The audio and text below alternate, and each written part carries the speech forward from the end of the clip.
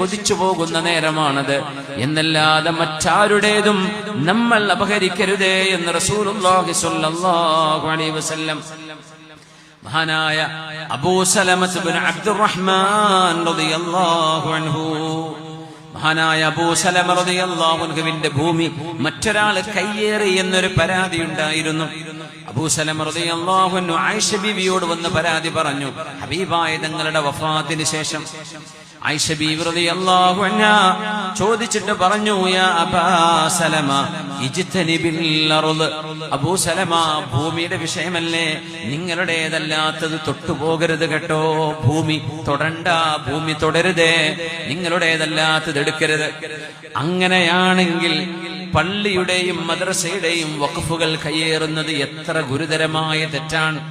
മസ്ജിദിന്റെ ഭൂമി കയ്യേറുന്ന ആളുകൾ, മസ്ജിദിന്റേത് ദുരുപയോഗം ചെയ്യുന്നത്, അല്ലാഹുവിന്റെ വഖഫ്